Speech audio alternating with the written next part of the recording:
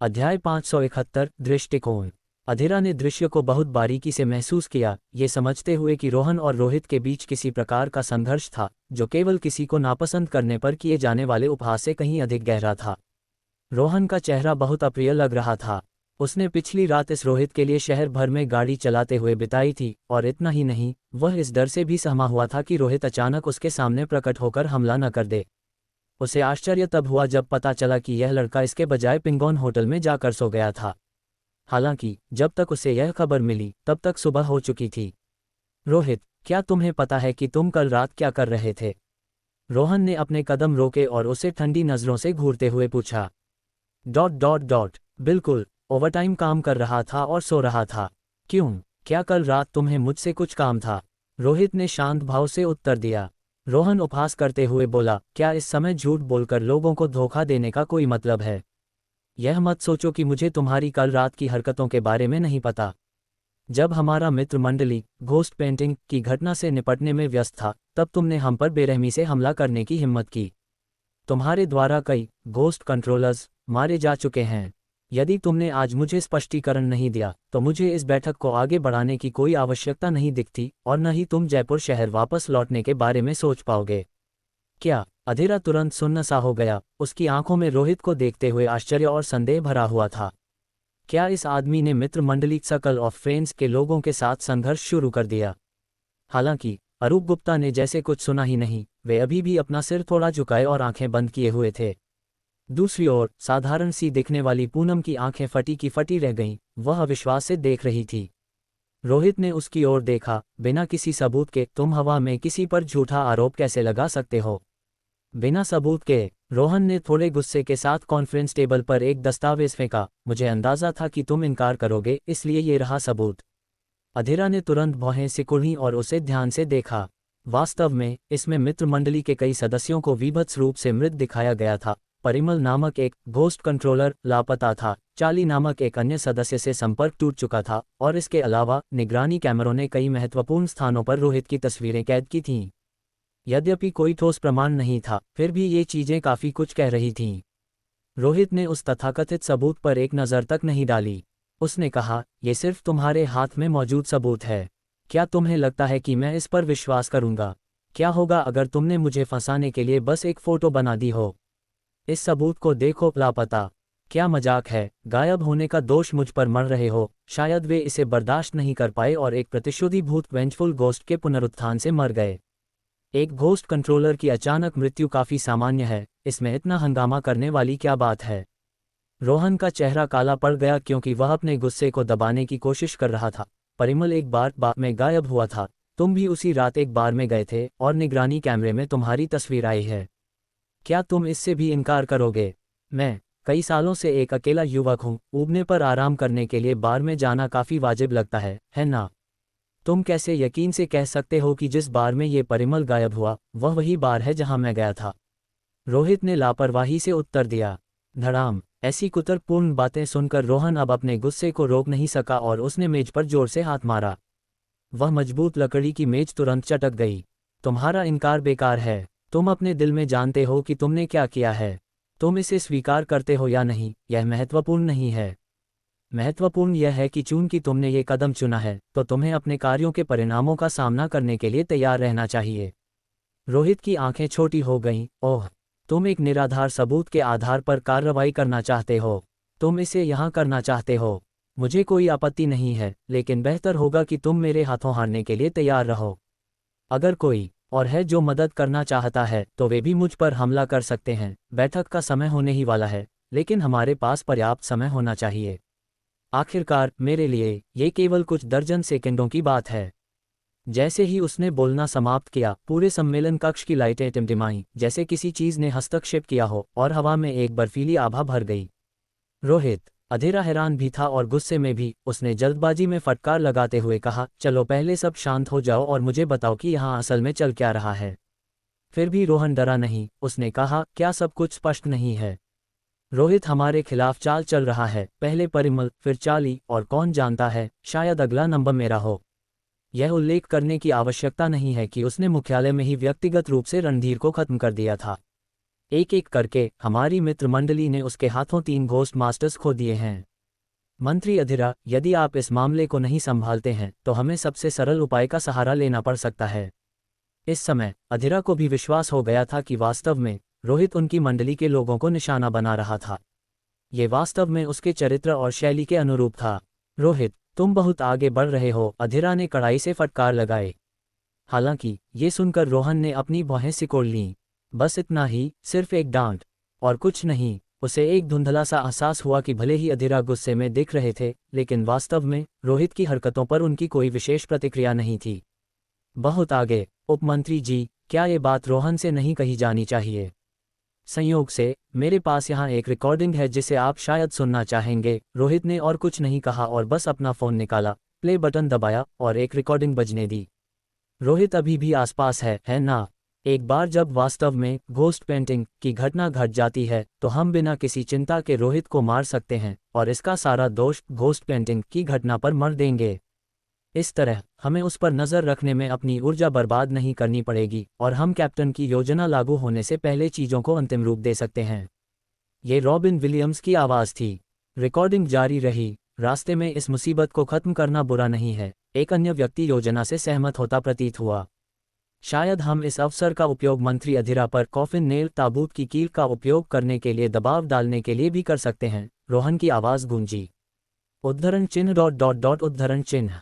जैसे ही रिकॉर्डिंग समाप्त हुई, पहले से शोर शराबे वाला सम्मेलन कक्ष अचानक शांत हो गया।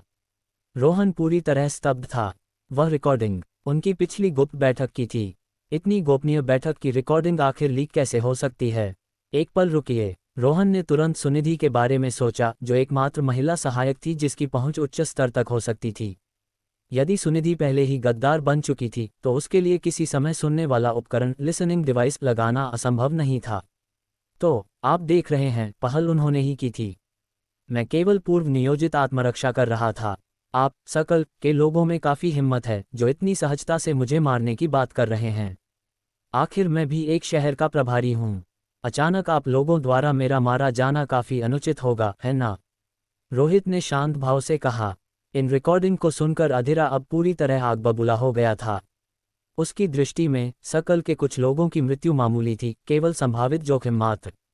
यदि रोहित ने सच में उनमें से कुछ को खत्म कर दिया था तो यह कोई बड़ी बात नहीं थी। उन्हें अधिक से अधिक आलोचना और फटकार के कुछ शब्दों के साथ बड़े परिदृश्य पर ध्यान केंद्रित करना चाहिए था।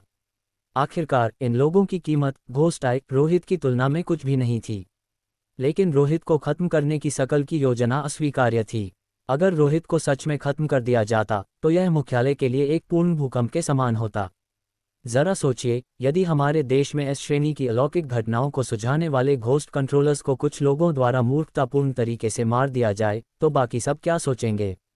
तब तक मुख्यालय की प्रतिष्ठा कम हो जाएगी, कई साजिशें पनपेंगी, मनोबल टूट जाएगा और टीम का नेतृत्व करना कठिन हो जाएगा। ऐसी स्थिति जो पहले से ही बिगड़ रही है, पूर्ण पतन की संभावना का सामना कर सकती है। उसके पीछे पूनम की सांसें तेज हो गईं। उसका शरीर तन गया और हालांकि वह जानती थी कि रोहित उसे नुकसान नहीं पहुंचाएगा, लेकिन व्यक्तिगत रूप से ऐसे भयानक भूतों का सामना करना ऐसी चीज नहीं थी जिसे कई सामान्य लोग शांति से संभाल सकें। इसके बिल्कुल विपरीत अरूप गुप्ता थे। शुरू से अंत तक उनका सिर थोड़ा झुका हुआ था, जैसे कि वह सो रहे हों, यहाँ की स्थिति के प्रति पूरी तरह उदासीन। सबसे अस्थिर व्यक्ति अधीरा था। वह हैरान भी था और डरा हुआ भी, अनिश्चित कि वर्तमान दृश्य को कैसे संभाला जाए। दो पुरुषों के बीच का संघर्ष उतना सरल नहीं था जितना पहले सोचा गया था। हाल की घटनाओं से ऐसा प्रतीत होता था कि फ्रांसकल के रोहन ने रोहित को मारने की लंबे समय से योजना बनाई थी, लेकिन रोहित ने खबर मिलते ही पहले कार्रवाई कर दी। सैद्धांतिक रूप से रोहित का पहल करना गलत नहीं लग रहा था, लेकिन वास्तव में सम्मेलन कक्ष में कार्रवाई करने का निश्चित रूप से बहुत नकारात्मक प्रभाव पड़ेगा, जो पूरी तरह से अस्वीकार्य है। क्या उसे रोहित को रोकना चाहिए? उसे रोकना आसान था, लेकिन रुकने के बाद रोहित क्या सोचेगा? साधन महत्वपूर्ण नहीं है, लेकिन दृष्टिकोण बहुत महत्वपूर्ण है। एक क्षण रुकिए, चलिए हम सब शांत हो जाते हैं। इसे अभी के लिए टाल देते हैं और आज की बैठक के बाद इस पर चर्चा करेंगे। इस समय हंगामा न करें, अधीरा ने फिलहाल स्थिति को स्थिर करने का प्रयास करते हुए कहा। रोहन ने उसकी बातों को गंभीरता से नहीं लिया, बल्कि वह रोहित को बेहद सावधानी से देख रहा था। यदि यह व्यक्ति कार्रवाई करने का निर्णय ले लेता तो अधीरा उसे कुछ शब्दों से नहीं रोक पाता और न ही रोहन अपनी जान जोखिम में डालने वाला था। इसलिए यदि रोहित ने कोई कदम उठाया तो वह बिना किसी हिचकिचाहट के पलटवार करेगा। दोनों ही तीन भूतों थ्री घोस्ट्स के नियंत्रक हैं, ऐसा कोई कारण नहीं है कि वह इतनी बुरी तरह से पिट जाए। जैसे जैसे वातावरण और अधिक तनावपूर्ण होता गया और आसपास की परिस्थितियां और भी भयावह होती गईं, ऐसा लग रहा था कि पलक झपकते ही दोनों व्यक्ति सम्मेलन कक्ष के भीतर लड़ना शुरू कर देंगे। हालांकि इसी क्षण सम्मेलन कक्ष का दरवाजा एक बार फिर खुला। बैठक में भाग लेने वाले कई लोग अंदर आए। क्या मैं गलत जगह आ गया हूँ? यहाँ का माहौल कुछ अजीब लग रहा है, नए आने वालों में से एक ने कहा। भीड़ में मोम जैसे पीले चेहरे वाला अनुपम दरवाजे पर रुका, अपनी सुन्न और बेजान आंखों से संक्षिप्त रूप से देखते हुए वह स्वाभाविक रूप से प्रवेश द्वार पर ही ठिठक गया। वह जानता था कि वह आज हार गया है, क्योंकि मुख्यालय का रुख अब साफ दिखाई दे रहा था। फ्रेंड सर्कल का खेल लगभग खत्म हो चुका था। अध्याय 572 टीम बनाना। रोहित ने मुख्यालय में रोहन के खिलाफ कार्रवाई करने की योजना नहीं बनाई थी, वह केवल संगठन के रुख का परीक्षण कर रहा था और अपने स्वयं के संकल्प का प्रदर्शन कर रहा था। इसका उद्देश्य ये देखना था कि मुख्यालय किसका पक्ष लेगा। यदि अधीरा ने रोहन के साथ खड़े होने और उसे रोहित को अलग थलग करने का फैसला किया होता तो रोहित इस्तीफा देने और घर जाने में संकोच नहीं करता। इसके विपरीत यदि अधीरा ने उसका साथ दिया तो वह अपनी मित्र मंडली के खिलाफ कदम उठाने के लिए स्वतंत्र महसूस करेगा। अधीरा निश्चित रूप से इस बात को समझ गया होगा। कोई भी व्यक्ति बाहर से उन पर निशाना साधने वाले अशांत दुश्मनों के समूह को बर्दाश्त नहीं करेगा। इसके अलावा अधीरा रोहित के स्वभाव को जानता था, इसलिए उनके बीच समझौते, सहनशीलता या मेल मिलाप की कोई गुंजाइश नहीं थी। ... वह संक्षिप्त आवेग जल्द ही शांत हो गया। बैठक के लिए उपस्थित होने वाले लगभग सभी लोग भी आ चुके थे। अधीरा और अरूप गुप्ता के अलावा, जो इस बैठक की सामग्री के लिए जिम्मेदार थे, पिछली हॉन्टेड पेंटिंग घटना के मुख्य प्रतिभागी भी वहां थे। ली जुन, सौम्यजीत, सागर, किशन, अमरीश, अनुपम। पिछली बैठक में शामिल होने वाले लोग भी इस बार उपस्थित थे, जैसे अनिकेत, प्रीतम और वह अजनबी जिसका चेहरा कभी स्पष्ट रूप से याद नहीं रखा जा सकता था, चार्ल्स मैथ्यू। Gemini said. इस बार कुछ नए चेहरे भी थे जो पिछले प्रशिक्षण केंद्र के उत्तरजीवी थे, अनिल, गुनगुन और वह कॉलेज छात्र पुनीत। बेशक वह व्यक्ति जिससे रोहित सबसे अधिक सतर्क था, रिपब्लिक ऑफ चाइना काल का वह वृद्ध जो वर्तमान तक जीवित रहा था, महेश बाबू भी उपस्थित थे। लोगों की संख्या पिछली बार से भी अधिक थी। भीड़ के बीच रोहित को एक मामूली सा दिखने वाला उपद्रवी भी मिल गया, कपिल। उसने पिछली बार सीजर होटल में इस शरारती लड़के के साथ काम किया था। उसके भूत घोस्ट के पास लगभग 10 मिनट आगे के भविष्य को देखने की एक बहुत ही विशेष क्षमता थी, जो अलौकिक घटनाओं से निपटने में बहुत महत्वपूर्ण थी। रोहन और कुछ अन्य लोगों को मिलाकर चारों ओर देखने पर मीटिंग रूम 50 से अधिक घोस्ट मास्टर्स की आश्चर्यजनक संख्या से भरा हुआ था, और सबसे महत्वपूर्ण बात यह थी कि उनमें से अधिकांश शहर प्रमुख सिटी हेड्स नहीं थे, यानी कई लोगों ने इस बैठक में भाग नहीं लिया था। सुनीता। रोहित को तुरंत उसकी याद आई। सुनीता भी यहाँ आई थी, लेकिन मीटिंग रूम में चारों ओर देखने पर उसे उसका कोई नामोनिशान नहीं मिला। वर्तमान स्थिति को देखते हुए यह असंभव था कि मुख्यालय ने सुनीता से संपर्क न किया हो, और सुनीता अब कोई साधारण घोस्ट मास्टर नहीं थी। दो घोस्ट फेसेस को वश में करने और एक साथ आए संकट से बचने के बाद वह शीर्ष हस्तियों में से एक बन गई थी। मुझे नहीं पता, मैंने भी उसे नहीं देखा है, रोहित ने ईमानदारी से उत्तर दिया। क्या वह मर सकती है? अनिकेत ने अनुमान लगाया। रोहित ने तुरंत प्रतिक्रिया दी, असंभव। सुनीता को मारना बेहद कठिन है, साधारण लोगों की तो बात ही छोड़िए, उससे मुठभेड़ का परिणाम मृत्यु ही होगा। कोई अलौकिक घटना संभव हो सकती है, लेकिन उसके जीवित रहने की दर दो भूतों को नियंत्रित करने वाले एक नियमित व्यक्ति से कहीं अधिक है, इसलिए उसकी मृत्यु की संभावना कम है, और उसके भूतों के पुनर्जीवित होने की संभावना तो और भी कम है। सुनीता की विशिष्टता को उससे बेहतर कोई नहीं जानता था, क्योंकि उसने व्यक्तिगत रूप से ह्यूमन स्किन पार्चमेंट, मानव त्वचा चर्मपत्र के तरीकों के अनुसार उस विसंगति को पैदा किया था। ऐसा लगता है कि हमें उसे खोजने के लिए कुछ समय निकालने की जरूरत है। मेरे बहुत कम परिचित जीवित बचे हैं, हम इसे ऐसे ही नज़रअंदाज नहीं कर सकते, अनिकेत ने विचार किया। रोहित ने सिर हिलाया, तुम सही कह रहे हो, मैं इस मामले पर नज़र रखूंगा। जैसे ही वे बात कर रहे थे, बैठक शुरू होने वाली थी। इसी समय पूनम ने पीछे से कुछ सामग्री थमाई। रोहित, यह इस बैठक के दस्तावेज हैं, पहले एक नज़र देख लो। तुम अभी भी यहीं हो? रोहित ने सामग्री लेते हुए आश्चर्य से कहा। पूनम ने उसे एक अजीब नज़र से देखा। ये तुम्हारा घर नहीं है, मैं यहाँ क्यों नहीं हो सकती? मेरा क्या? मुझे कोई दस्तावेज क्यों नहीं मिला? अनिल ने बगल से पूछा। मैं रोहित की ऑपरेटर हूँ, तुम्हारे लिए जिम्मेदार नहीं हूँ, पूनम ने आंखें सिकुड़ीं। ओह, अनिल चुप हो गया। उसकी बात में दम था। रोहित ने सामग्री खोली जिस पर कुछ काले अक्षर अंकित थे। टीम लीडर रोहित उम्मीदवार, ये टीम लीडर योजना है। अनिकेत ने एक झलक देखने के बाद आश्चर्य से कहा। तुम्हारे पास ये क्यों नहीं है? रोहित ने पूछा क्योंकि उसने देखा कि अनिकेत के हाथ में ये दस्तावेज नहीं था। अनिकेत के चेहरे पर एक अजीब सी झेप भरी अभिव्यक्ति आई। स्पष्ट नहीं है। वह कभी जयपुर शहर का पहला प्रभारी था।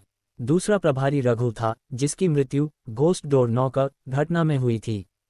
तीसरा प्रभारी अस्थायी अंकुश था, जो हंगरी घोस्ट घटना में मारा गया, और चौथा रोहित था। वरिष्ठता के अनुसार अनिकेत को सबसे पुराने लोगों में से एक होना चाहिए था। रोहित ने कॉन्फ्रेंस टेबल के आसपास अन्य लोगों को देखा। ऐसे बहुत कम लोग थे जिन्हें टीम लीडर का पद मिला था। ली जून, रोहन, अनुपम, चार्ल्स मैथ्यू, प्रीतम। इस समय उपमंत्री अधीरा ने बोलना शुरू किया। मुझे लगता है कि आप में से कुछ को पहले ही सामग्री मिल चुकी है। ये बैठक मुख्य रूप से 2 मुद्दों के कारण है। पहला, टीम लीडर योजना के लिए उम्मीदवार सूची की पूरी तरह पुष्टि करना है। दूसरा, ये चर्चा करना है कि घोस्ट फेस घटना को कैसे संभाला जाए। हाल की चर्चाओं के माध्यम से जिनके पास वर्तमान में दस्तावेज हैं, उन्हें टीम लीडर उम्मीदवारों के रूप में पुष्टि दी गई है। यदि किसी को कोई आपत्ति नहीं है तो इस सूची में बड़े बदलाव की संभावना नहीं है। एक सेकंड रुकिए। तभी हिरण नाम के एक व्यक्ति ने सख्त चेहरे के साथ टोकते हुए कहा, मैं जानना चाहता हूं कि इतने सारे लोगों के बीच मुख्यालय द्वारा टीम लीडर उम्मीदवारों को निर्धारित करने का आधार क्या है? ऐसा नहीं है कि मुझे आप पर भरोसा नहीं है, अधीरा, लेकिन इस तरह के फैसले का कोई कारण तो होना चाहिए। अन्यथा मैं इससे सहमत नहीं हूं। कई लोग नहीं बोले, लेकिन उनकी निगाहें अधीरा पर टिकी थीं।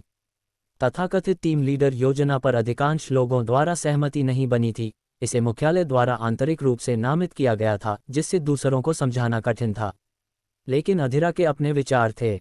यदि योजना को अधिकांश लोगों द्वारा अनुमोदित किया जाना होता तो अनगिनत संघर्ष उत्पन्न हो सकते थे, जिससे कई असहमति पैदा होती। इसलिए आंतरिक नियुक्ति ही सबसे अच्छा तरीका था। अधीरा ने कहा, हिरण, मैं तुम्हारी चिंताओं से अवगत हूं, और निश्चित रूप से तुम अकेले नहीं हो जिसे आपत्ति है। यदि सभी को एक कारण चाहिए तो ये पर्याप्त होना चाहिए। बोलने के बाद उसने कर्मचारियों को एक संकेत दिया। प्रोजेक्टर चालू करें। जल्द ही कॉन्फ्रेंस टेबल के सामने एक सूची प्रदर्शित की गई। सूची में लगभग सभी का नाम शामिल था और प्रत्येक नाम के बाद एक संबंधित स्कोर अंक था, जिसमें रोहित आश्चर्यजनक रूप से सबसे ऊपर था। उसका स्कोर दूसरे स्थान वाले से बहुत बड़े अंतर से आगे था। आप में से प्रत्येक का मुख्यालय में एक स्कोर है, जो आपके द्वारा हल की गई अलौकिक घटनाओं पर आधारित है, अधीरा ने कड़ाई से कहा। आप देख सकते हैं कि प्रत्येक टीम लीडर उम्मीदवार के अंक बिना किसी अपवाद के उच्चतम हैं। हिरण, तुम 26वें स्थान पर हो, जो टीम लीडर की भूमिका के लिए विचार किए जाने से बहुत दूर है। Gemini said. स्कोर चार्ट के खुलासे ने कई लोगों के माथे पर सिलवटें ला दीं। अधीरा ने आगे कहा, चलिए सबसे अधिक अंक पाने वाले रोहित को एक उदाहरण के रूप में लेते हैं। इतना कहने के बाद स्लाइड अगली छवि पर बढ़ी। रोहित का एक विस्तृत डॉसियर दस्तावेज। रोहित ने एक सी रैंक की हेडलेस घोस्ट शैडो घटना, एक ए रैंक की ह्यूमन हेड बलून घटना और एक एस रैंक की हंगरी घोस्ट घटना को हल किया है। साथ ही उसने एक एस रैंक की घोस्ट एनवॉय घटना में 2 बार लोगों की जान बचाई है। और उसने हाल ही में घोस्ट फेस घटना का भी सामना किया है। इन घटनाओं के लिए उसे मिले अंक आंतरिक मूल्यांकन मानकों के अनुसार हैं, जो बहुत सख्त हैं, और वास्तविक परिस्थितियों के आधार पर इनमें उतार चढ़ाव भी होता है। आपको इस पर सवाल उठाने की जरूरत नहीं है। रोहित अपनी विस्तृत जानकारी को सबके सामने प्रदर्शित होते देख चौंक गया। हालांकि उसका स्कोर वास्तव में कुछ हद तक अतार्किक लग रहा था। मूल्यांकन मानकों के आधार पर रोहित टीम लीडर उम्मीदवारों में शामिल होने के योग्य नहीं था। उसका स्कोर पूरी तरह से एस रैंक की हंगरी घोस्ट घटना के कारण था, जिसने अकेले ही 100 अंक जोड़ दिए थे, और इन्हीं 100 अंकों की वजह से वह दूसरे स्थान वाले से बड़े अंतर से आगे निकल गया था। अधीरा ने जारी रखा, यदि आपको अभी भी संदेह है तो आप मानकों के मुकाबले अपने स्वयं के स्कोर का अनुमान लगा सकते हैं। अंतर महत्वपूर्ण नहीं होना चाहिए। देखें कि क्या आप किसी टीम लीडर उम्मीदवार को पछाड़ सकते हैं। यदि आप नहीं कर सकते तो कृपया अपनी चिंताओं को वापस लें और इस सूची को स्वीकार करें। यदि कोई वास्तव में कई टीम लीडर उम्मीदवारों से आगे निकल जाता है तो बेझिझक यहाँ सबके सामने बोलें और मैं व्यक्तिगत रूप से आपको एक उचित स्पष्टीकरण प्रदान करूंगा। आपके पास आत्म मूल्यांकन के लिए 10 मिनट हैं। यदि 10 मिनट के बाद कोई आपत्ति नहीं होती है तो टीम लीडर योजना का निर्णय ले लिया जाएगा। उसके बाद हम घोस्ट फेस घटना पर चर्चा शुरू करेंगे। अधीरा ने कोई लंबा भाषण नहीं दिया, उसने बहुत ही संक्षिप्त और तीव्र तरीके से टीम लीडर योजना के उम्मीदवारों की सूची घोषित की, फिर बैठक के दूसरे एजेंडे की ओर बढ़ गया। टीम लीडर योजना पूर्व निर्धारित थी, वोटिंग या किसी की राय लेने जैसी कोई बात नहीं थी। ये केवल निष्पक्षता के लिए और संघर्षों से बचने के लिए था कि यह स्पष्टीकरण विशेष रूप से दिया गया था।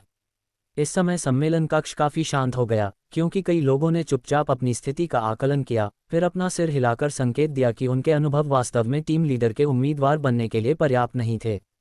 अन्य लोग उदासीन महसूस कर रहे थे, ये सोचते हुए कि जब किसी का अपना अस्तित्व ही अनिश्चित हो तो टीम लीडर बनने का क्या फायदा। पदोन्नति या वेतन वृद्धि की तो बात ही छोड़ दें। मुख्यालय से जुड़ना केवल जीवित रहने का एक तरीका था, न कि अपनी जान देने की कोई वास्तविक प्रतिबद्धता। अब मुझे समझ आया कि मैं उम्मीदवार सूची में क्यों नहीं था। अनिकेत ने अपनी रैंकिंग पर नज़र डाली, जो बेहद कम थी। उसने घोस्ट कॉफिन घटना में भाग लिया था, लेकिन यदि ऊपर दिए गए मानदंडों के आधार पर मूल्यांकन किया जाए तो उसे केवल सांत्वना अंक ही मिलेंगे। इसके परे किसी और चीज़ का कोई अर्थ नहीं है। रोहन को देखकर रोहित की उत्सुकता बढ़ गई। जब यह आदमी हमेशा स्थानीय स्तर पर ही इधर उधर रहता था तो इसका स्कोर इतना अधिक कैसे था? उसके स्कोर को उसकी मित्र मंडली द्वारा बढ़ावा दिया गया होगा, कई घटनाओं का श्रेय उसे दिया गया होगा, ये सब एक टीम लीडर खड़ा करने के लिए किया गया होगा। रोहित ने कुछ सोच विचार के बाद अनुमान लगाया। ली जुन के साथ भी यही समस्या है, वह हमेशा अरूप गुप्ता का अंगरक्षक रहा है और तार्किक रूप से उसके पास टीम लीडर बनने लायक को नहीं होना चाहिए। शायद पहले से तय था। प्रीतम, वह लड़का भी टीम लीडर है। कुछ सोचने के बाद वह समझने लगा कि यह टीम लीडर की भूमिका असल में क्या थी। हर टीम लीडर के पीछे एक गुट खड़ा था। उदाहरण के लिए रोहन को ही लें, उसके पीछे उसके धनी मित्रों की मंडली के पूंजीपति थे। ली जुन का भी एक स्पष्ट समर्थक था। प्रीतम, वैसे अधीरा का उपनाम भी अधीरा ही था, शायद वह कोई रिश्तेदार या दूसरी पीढ़ी का वारिस था। अनुपम, उसके बारे में वह ज्यादा नहीं जानता था और शायद इस शहर में वह महत्वहीन हो, लेकिन कहीं और वह एक विशाल शक्ति का प्रतिनिधित्व करता होगा। एकमात्र अपवाद वह खुद था, जो वास्तव में कोई नहीं था। यदि हंगरी घोस्ट घटना के दौरान उसका उदय नहीं हुआ होता तो वह शायद अभी भी सम्मेलन की मेज पर एक अनजान व्यक्ति की तरह होता, जो केवल सुन रहा होता और देख रहा होता।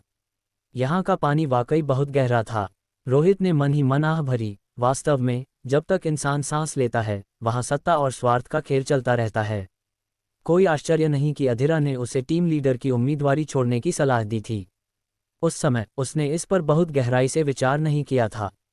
अब जब उसने इसके बारे में सोचा तो ये भूमिका वास्तव में उसके लिए अनुपयुक्त थी और अधीरा ने उसके साथ कुछ गलत नहीं किया था। यह ऐसा था जैसे वह बिना उपयोग किए एक जगह घेर रहा हो, अनावश्यक। आखिरकार वह उस तरह का व्यक्ति था कि अगर वह खुद ठीक से खा ले तो पूरा परिवार भूखा नहीं मरेगा। उसके लिए अकेले जयपुर शहर की देखभाल करना ही काफ़ी था। ये टीम लीडर का पद नहीं लेना चाहिए। रोहित ने उन जानकारियों को पढ़ा जिनमें टीम लीडर बनने के साथ आने वाली जिम्मेदारियों, दायित्वों और निश्चित रूप से शक्तियों का विवरण था। लेकिन उसे कोई दिलचस्पी नहीं थी, क्योंकि वह इन चीज़ों के लिए मुख्यालय में शामिल नहीं हुआ था। शायद मुझे किसी समय अधीरा के साथ एक और सौदा करना चाहिए, ये जगह काफ़ी कीमती होनी चाहिए। उसने विचार किया कि क्या इसे किसी वास्तविक लाभ की चीज़ के बदले व्यापार करना बुद्धिमानी होगी। कपिल की बातों से कई लोग हक्के बक्के रह गए। किसी का साथ पाने के लिए तुम अपनी माँ तक को बीच में ले आओगे। जिस तरह से तुम कह रहे हो, मुझे अचानक ऐसा लग रहा है जैसे मैं किसी बच्चे की देखभाल कर रहा हूँ, रोहित ने टिप्पणी की। हे, तुम्हें लगता है कि तुम मेरा फायदा उठा सकते हो? कपिल ने तुरंत पलटवार किया। मानो या न मानो, एक दिन जब तुम सो रहे होगे तो मैं तुम्हारे सिर पर पेशाब कर दूंगा। मुझे विश्वास नहीं है, क्या होगा अगर तुम अपनी माँ को जगा दो? फिर तुम्हें निश्चित रूप से मार पड़ेगी, रोहित ने उत्तर दिया। मेरी माँ उससे कभी कैसे जाग सकती हैं? कपिल को पहले तो बात समझ नहीं आई। अनिल और गुनगुन इस पर अपनी हंसी नहीं रोक सके। वयस्कों के रूप में वे तुरंत अर्थ समझ गए थे। रोहित ने एक बार फिर कपिल का मजाक उड़ाया था। कपिल को पूरी तरह समझ नहीं आ रहा था कि क्या हो रहा है, लेकिन आसपास के लोगों की हंसी को देखकर उसे यकीन हो गया कि यह कुछ अच्छा तो नहीं था। तुम्हें लगता है कि मैं तुम पर थूक दूंगा? उसने गुस्से में उबलते हुए कहा। रोहित ने सिर हिलाया। उस पर मुझे विश्वास है। ये दृश्य देखकर रोहन के चेहरे का रंग और भी गहरा हो गया। उसे इस बात की चिंता नहीं थी कि रोहित टीम लीडर बन रहा है, बल्कि इस बात की थी कि इतने सारे लोग शुरू से ही रोहित के साथ टीम बनाने के लिए तैयार थे। एक बार जब ऐसी टीम बन जाती तो वे केवल रोहित अकेले से नहीं, बल्कि लोगों के एक पूरे समूह से निपट रहे होते। सामाजिक हलकों के लोग रोहित को गंभीरता से नहीं लेते थे क्योंकि वह अकेला था। उससे निपटते समय उन्हें कई जटिलताओं की चिंता नहीं करनी पड़ती थी। दो नए लोग तो एक बात हैं, लेकिन अगर अनिकेत और कपिल उसकी टीम में शामिल हो जाते हैं तो रोहित को संभालना वाकई मुश्किल होगा। रोहन ने भी कपिल को अपनी मंडली में लाने की कोशिश की थी। इस बच्चे की क्षमताएं इतनी अनोखी थीं कि उन्हें नज़रअंदाज नहीं किया जा सकता था। हालांकि रास्ते में एक बाधा आ गई। उन्होंने मनाने के लिए गलत व्यक्ति को चुना, जिससे कपिल को यह विश्वास हो गया कि वे उसकी आकर्षक और एकलमा सिंगल मदद के पीछे पड़े हैं, और इस तरह वह योजना विफल हो गई। समय समाप्त हुआ तो टीम लीडर योजना तय हो गई है। हिरण, क्या तुम्हें कोई आपत्ति है? इस समय अधीरा फिर से बोला। हिरण एक पल के लिए मौन रहा और फिर बोला, मुझे टीम लीडर योजना पर कोई आपत्ति नहीं है। अमरीश, तुम्हारा क्या कहना है? अमरीश ने शांति से कहा, मुझे कोई दिलचस्पी नहीं है, आप लोग अपनी इच्छानुसार निर्णय ले सकते हैं। किशन, तुम्हें क्या लगता है? किशन ने कंधे उचकाए। ये स्वाभाविक है कि अगर मेरा स्कोर दूसरों जितना अधिक नहीं है तो मैं टीम लीडर नहीं बन सकता। हालांकि मुझे दूसरों के संबंध में कोई आपत्ति नहीं है, लेकिन ली जुन मुझे थोड़ा कमतर लगता है। मुझे याद नहीं आता कि उसने कोई विशेष योगदान दिया हो। इस बार ली जुन के नेतृत्व ने अप्रत्यक्ष रूप से घोस्ट एनवॉय घटना को सुलझाया, जिसमें 0 हताहत हुए। साथ ही वह सफलतापूर्वक काफ़ी सारी विशेष वस्तुएं वापस लाया। क्या ये कारण पर्याप्त है? अधीरा ने कहा। उन्होंने विशेष रूप से इस बार ली जुन के लिए मिशन का नेतृत्व करने की व्यवस्था की थी ताकि वह टीम लीडर बनने के योग्य हो सके, अन्यथा उसके लिए सभी को आश्वस्त करना कठिन होता। फिर मेरा कोई और प्रश्न नहीं है। वातावरण धीरे धीरे और अधिक गंभीर होता गया। वे 4 शब्द घोस्ट फेस घटना जैसे किसी अजीब शक्ति से भरे थे जिसने किसी के लिए भी सहज रहना असंभव बना दिया था। Gemini said. अध्याय 573 पेंटिंग की पृष्ठभूमि। बैठक का मुख्य केंद्र कैप्टन की योजना नहीं, बल्कि घोस्ट पेंटिंग प्रेतवादित चित्र की घटना थी। यह एक ऐसी श्रेणी की अलौकिक घटना थी जो घोस्ट एनवॉय प्रेत दूत की घटना से उपजी थी। इससे पहले विदेश में इसके प्रकोप ने आत्माओं में हेरफेर करने वाले विशेषज्ञों की एक शीर्ष टीम का सफाया कर दिया था और अकल्पनीय संख्या में मौतें हुई थीं। आज भी विदेश का एक निश्चित क्षेत्र चिलिंग सिंड्रोम से जूझ रहा है। अधीरा का चेहरा गंभीर था और उसने एक कर्मचारी की ओर इशारा किया। तुरंत ही स्लाइड बदलकर एक सूचना ग्राफ में बदल गई जिसमें घोस्ट पेंटिंग की घटना से संबंधित सभी खुफिया जानकारियों का विवरण था। घोस्ट पेंटिंग की घटना मुख्य रूप से घोस्ट एनवॉय के मिशन के कारण शुरू हुई थी। अरूप गुप्ता द्वारा प्रस्तावित योजना ये थी कि घोस्ट पेंटिंग को शहर के बाहरी इलाके में लाया जाए ताकि घोस्ट एनवॉय के घोस्ट डोमेन प्रेत क्षेत्र को दबाया जा सके, जिससे घोस्ट एनवॉय की घटना पूरी तरह से सुलझ जाए। अधीरा ने तस्वीर की ओर इशारा करते हुए आगे कहा, योजना बहुत सफल रही। घोस्ट एनवॉय के घोस्ट डोमेन को घोस्ट पेंटिंग ने पूरी तरह से ढक लिया और घोस्ट एनवॉय गायब हो गया। ... हालांकि योजना को अंतिम रूप देते समय कुछ गलतियां हुईं। सौम्यजीत, किशन और सागर, जिन्होंने भूतों को लुभाने की योजना लागू की थी, वे घोस्ट पेंटिंग से निकले सभी 5 भूतों को निर्धारित स्थान पर ले जाने में सफल नहीं हो सके। घोस्ट कैंडल प्रेत मोमबत्ती बदलते समय उनमें से 2 भूत गायब हो गए। इतना कहकर उसने एक और फोटो की ओर इशारा किया। तस्वीर में एक धुंधली रोशनी वाली सड़क दिखाई दे रही थी, जिसके बीच में 5 भयानक आकृतियां खड़ी थीं, जो कैमरे की ओर आती हुई प्रतीत हो रही थीं। इन 5 लोगों की परछायां जानी पहचानी थीं, जो ली जून, अमरीश, अनुपम, करिश्मा और हिरण जैसी दिख रही थीं। नहीं, ये केवल समानता नहीं थी, ये बिल्कुल उन्हीं की तरह दिख रहे थे। क्या इसका मतलब यह है कि पेंटिंग भूतों का रूप बदलकर हम में से किसी जैसा बना सकती है? प्रीतम ने मामले की जड़ पकड़ते हुए अपनी भौहें सिकुड़ीं। ये निर्विवाद प्रतीत होता है, किसी ने सहमति जताई। अगर यह केवल रूप बदलना है तो इसे पहचानना आसान होना चाहिए, है ना? आखिरकार भूत इंसानों से अलग होते हैं और वह भयानक एहसास चाहे कुछ भी हो, छिपाया नहीं जा सकता, रोहन ने माथे पर बल देते हुए कहा। शायद यह उतना सरल नहीं है जितना हम देख रहे हैं। वास्तविक संपर्क के बाद ही हम समझ सकते हैं कि भूत अपना रूप क्यों बदलते हैं। जब केवल एक भूतिया चित्र और एक सोर्स घोस्ट स्रोत भूत होना चाहिए तो 5 भूत कैसे निकल सकते हैं? किसी और ने संदेह व्यक्त करना शुरू किया। अधीरा ने जारी रखा, जो 2 भूत गायब हुए वे अमरीश और अनुपम के वेश में थे। क्या यह महत्वपूर्ण जानकारी है? मैं नहीं जानता, लेकिन आपको इसे ध्यान में रखना चाहिए। इन दो भूतों के गायब होने के कुछ ही समय बाद शहर के मध्य क्षेत्र में भूतिया चित्र की घटना सामने आई। यहाँ भूतिया चित्रों की कुछ तस्वीरें हैं जिन्हें हमने एकत्र किया है। एक नज़र डालिए। जैसे ही उसने कहा, स्लाइड टिमटिमाई और स्क्रीन पर भूतिया चित्रों की 4 तस्वीरें दिखाई दीं। प्रत्येक चित्र काफी हद तक समान था। प्राचीन नक्काशीदार लकड़ी के फ्रेम, उखड़ता हुआ लाल पेंट, धुंधली तेल पेंटिंग, ऑयल पेंटिंग जिसमें अस्पष्ट चेहरे वाली एक महिला को दिखाया गया था जिसने लाल रंग के यूरोपीय शैली के कपड़े पहने थे। उसके सफ़ेद हाथ और पेंटिंग की आसपास की शैली असंगत थी।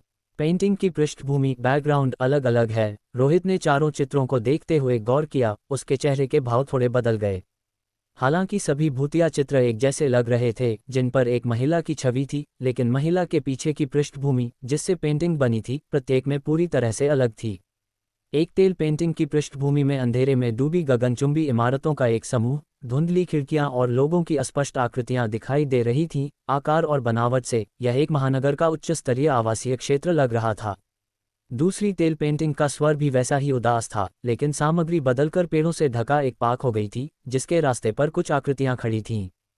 तीसरी तेल पेंटिंग भी उतनी ही अंधेरी और रहस्यमयी थी, जिसमें कोई आवासीय क्षेत्र या पार्क नहीं, बल्कि एक स्कूल दिखाया गया था, जिसके अधिकांश हिस्से पर एक छात्रावास की इमारत थी और अंधेरे में अन्य वास्तुकला की रूपरेखा बमुश्किल दिखाई दे रही थी।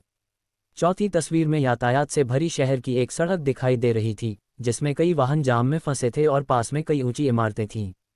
जैसा कि आपने शायद गौर किया होगा, इन 4 तेल पेंटिंग की पृष्ठभूमि अलग अलग है। मेरी तुलना के अनुसार पृष्ठभूमि की इमारतें शानफेंग आवासीय क्षेत्र, फॉरेस्ट पार्क, दार्जिलिंग विश्वविद्यालय और स्काई ब्रिज एवेन्यू होनी चाहिए, अधेरा ने कहा, और ये सभी वे स्थान हैं जहां घटनाएं हुईं, जहां इन भूतिया चित्रों के कारण हत्याएं हुईं। पेंटिंग में अलग अलग पृष्ठभूमि, लेकिन एक ही भूत का बार बार प्रकट होना। ये सब एक पहेली की तरह है, विशेष रूप से अंतिम बिंदु। ये भूतिया चित्र अचानक कहीं से भी कैसे प्रकट हो जाते हैं? ये सबसे महत्वपूर्ण प्रश्न है जिसे हमें स्पष्ट करने की आवश्यकता है। इसे स्पष्ट करना इतना आसान नहीं है। यदि होता, तो विदेशों में ये घटना इतनी विनाशकारी नहीं होती।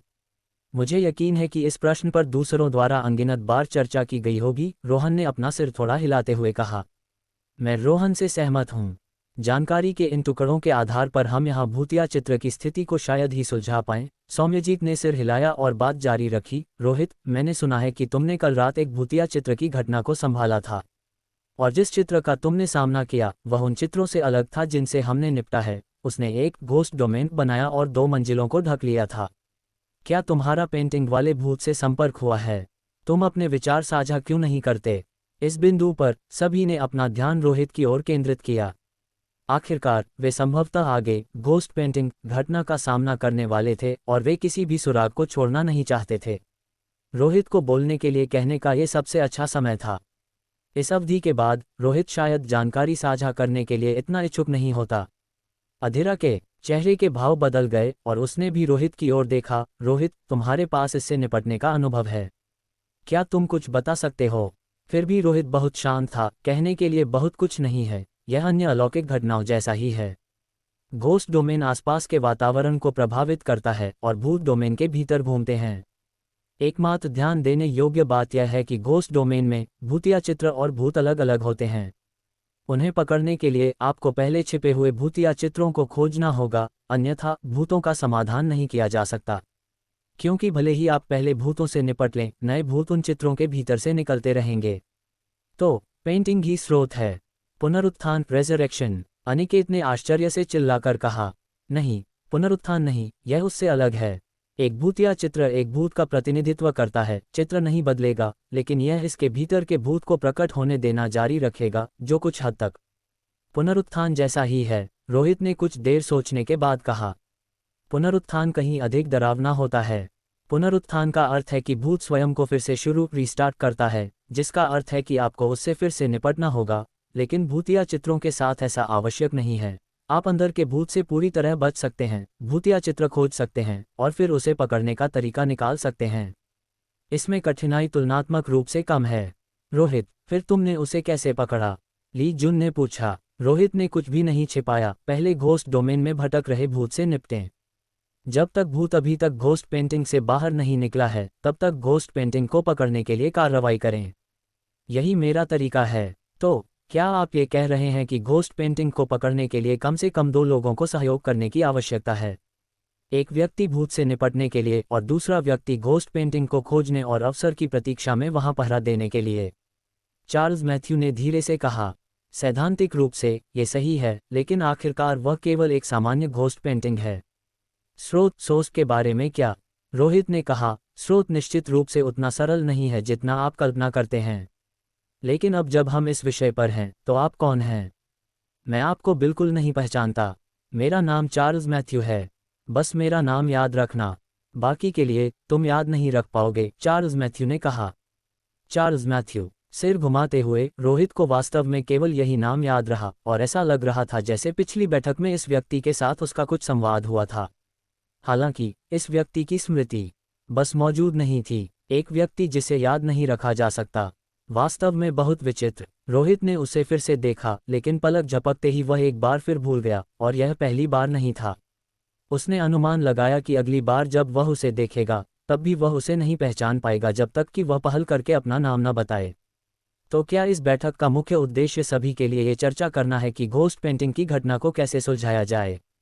किसी ने पूछा। अधीरा ने कहा, हाँ, 3 दिन। मैं सभी को 3 दिन देता हूँ। चाहे आप किसी भी तरीके का उपयोग करें, भले ही आपको पूरे शहर को उल्टा पुल्टा करना पड़े, आपको घोस्ट पेंटिंग्स को खोजना होगा और स्रोत की पुष्टि करनी होगी। यदि कोई ऐसा कर सकता है, तो मुख्यालय उनके लिए एक ऐसी प्रार्थना पूरी कर सकता है जो बहुत अधिक न हो। यदि कोई सीधे घोस्ट पेंटिंग की घटना को हल कर सकता है, तो मैं अपवाद के रूप में उन्हें इस ऑपरेशन के टीम लीडर के उम्मीदवार के रूप में पदोन्नत कर सकता हूं। 3 दिन। इस समय सीमा को सुनकर रोहित के चेहरे के भाव थोड़े बदल गए।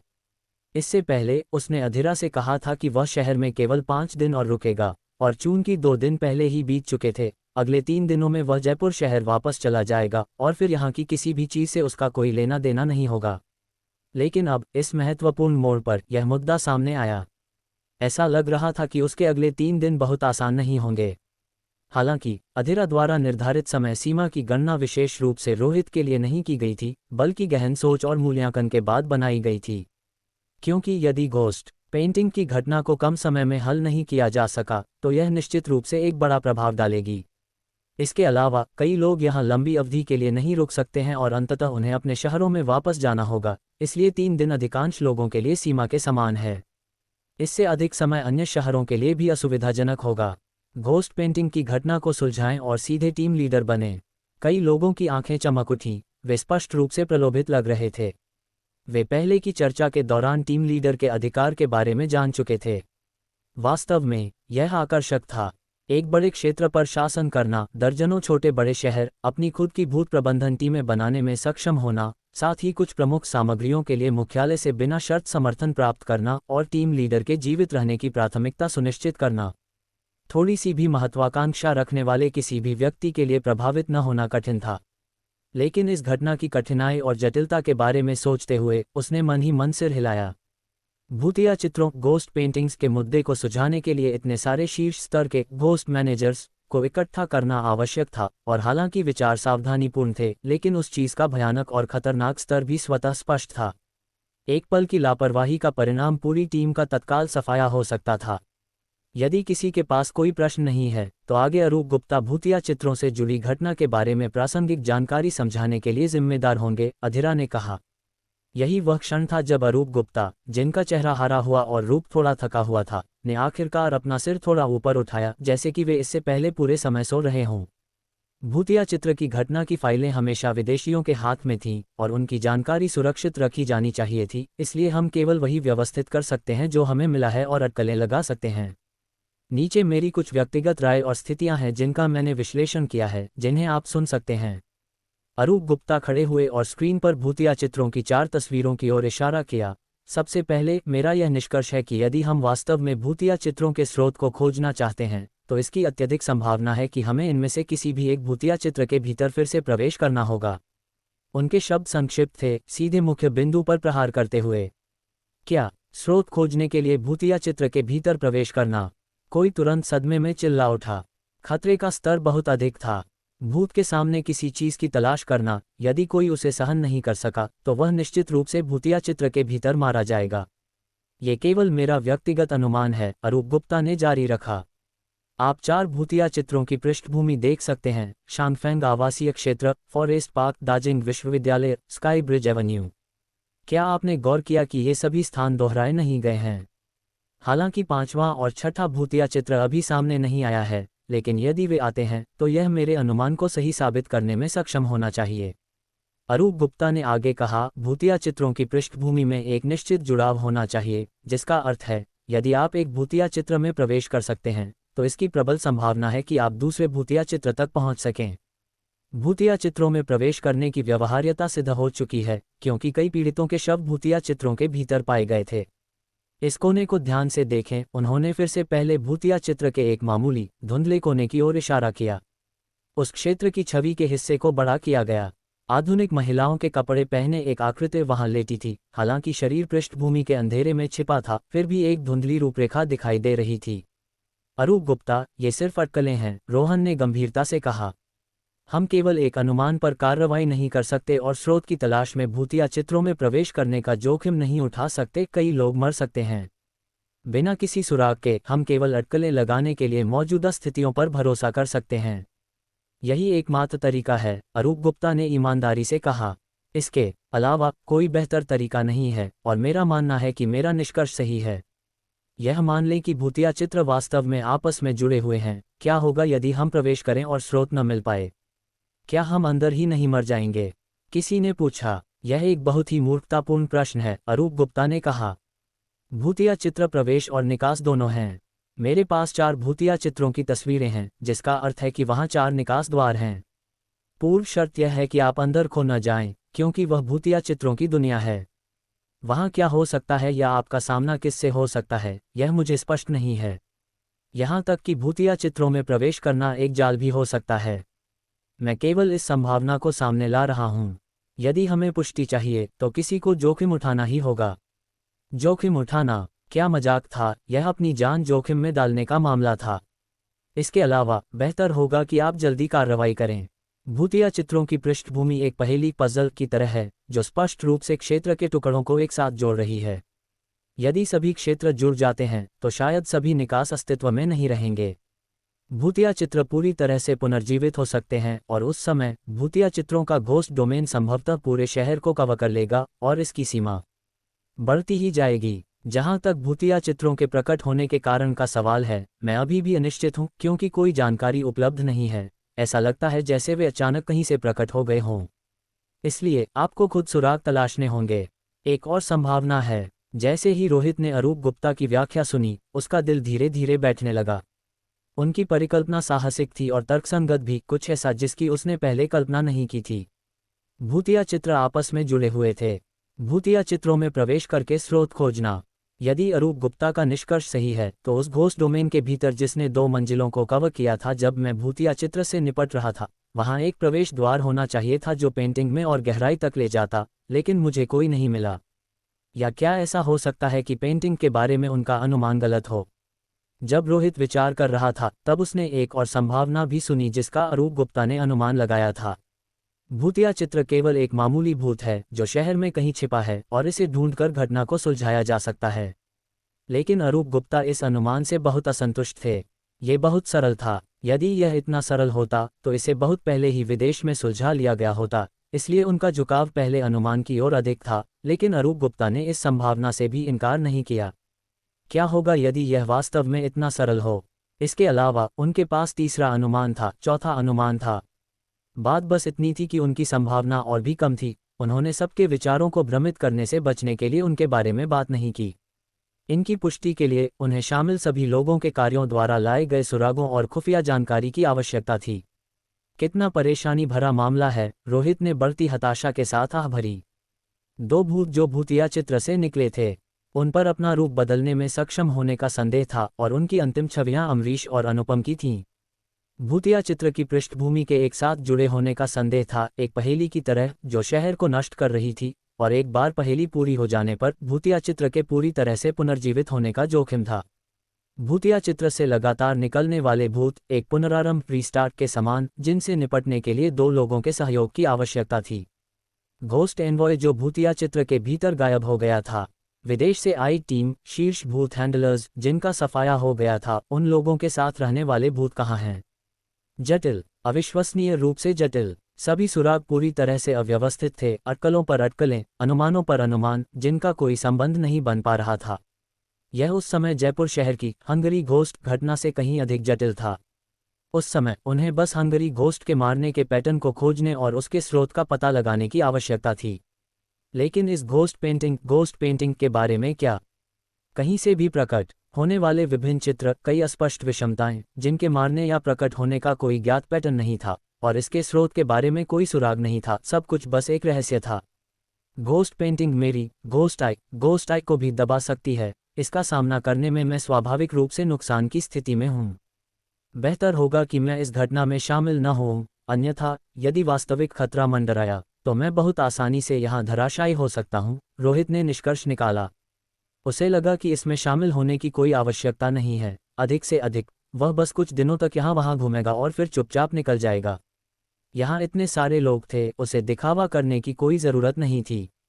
और इसके अलावा रोहित ने महेश बाबू की ओर देखा, जो मीटिंग रूम में प्रवेश करने के बाद से उसके बगल वाली कुर्सी पर निश्चल बैठे थे। इस बुजुर्ग के यहाँ होने से स्थिति संभवतः बहुत खराब नहीं होगी। अपना मन बना लेने के बाद रोहित ने अपना तत्काल ध्यान अभी भी रोहन और उसके पीछे के मित्रों पर केंद्रित करने का निर्णय लिया। आज उसके साथ हुआ संघर्ष एक पूर्वाभास और संकेत था। यदि वह गलत नहीं था तो इसके बाद फ्रेंड सर्कल की ओर से प्रतिशोध की एक लहर आएगी। जब तक वह इसे सह सकता था, भले ही फ्रेंड सर्कल पूरी तरह से न ढहे, वे भविष्य में कमजोर हो जाएंगे और कम से कम वे दोबारा उसका सामना करते समय उसे खत्म करने की बात करने की हिम्मत नहीं करेंगे। अध्याय 574 मांग। इस बैठक की अवधि पिछली बैठक से अधिक लंबी थी, जिसमें अधिकांश चर्चा घोस्ट पेंटिंग्स, भूतिया चित्रों के मुद्दे से निपटने के तरीके पर केंद्रित थी। अरूप गुप्ता ने उपलब्ध सुरागों और जानकारी के आधार पर कई प्रमुख रणनीतियां प्रस्तुत की, लेकिन कई लोग संशय में थे और उनके प्रस्तावों पर पूरी तरह से विश्वास नहीं कर रहे थे, क्योंकि सब कुछ केवल एक अनुमान था और इसकी पुष्टि नहीं हुई थी। अधीरा ने भी एक निर्णय लिया था, जिसमें शहर के भीतर के घोस्ट मास्टर्स से 3 दिनों के भीतर स्रोत खोजने की मांग की गई थी। यदि वे इसे हल कर सकें तो ये सबसे अच्छा होगा, लेकिन यदि वे नहीं भी कर पाए तो किसी भी परिस्थिति में वे घोस्ट पेंटिंग की घटना को भड़कने नहीं दे सकते थे। बैठक सुबह करीब 11 बजे समाप्त हुई और इस तरह भूतिया चित्रों पर कार्रवाई चुपचाप शुरू हो गई। कुछ लोग पीछे हट गए, जबकि अन्य टीम लीडर के पद के लिए इस संघर्ष में शामिल होना चाहते थे। बेशक रोहित जैसे भी कम नहीं थे, जिन्होंने एक साल्टेड फिश निष्क्रिय व्यक्ति की तरह लो प्रोफाइल रहने की योजना बनाई थी।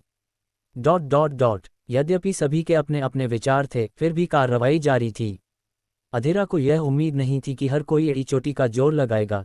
यदि कुछ लोग भी इसे गंभीरता से लेते हैं तो ये पर्याप्त होगा। आज की बैठक के लिए बस इतना ही। आप सभी कार्रवाई शुरू कर सकते हैं। इसके अलावा रोहन और रोहित, आप दोनों रुकें। मुझे आप दोनों से कुछ कहना है। अंत में रोहित और रोहन को अलग से रुकने के लिए कहा गया। जेमिनाई सेड, दोनों अच्छी तरह जानते थे कि यह पिछली घटना के कारण था और अधीरा बीच बचाव करना चाहते थे। भाई रोहित, कोई समस्या तो नहीं होगी ना? अनिकेत जाने से पहले थोड़ा हिचकिचाया। मैं अभी ज़्यादा दूर नहीं जाऊंगा, मुख्यालय के आसपास ही रहूंगा।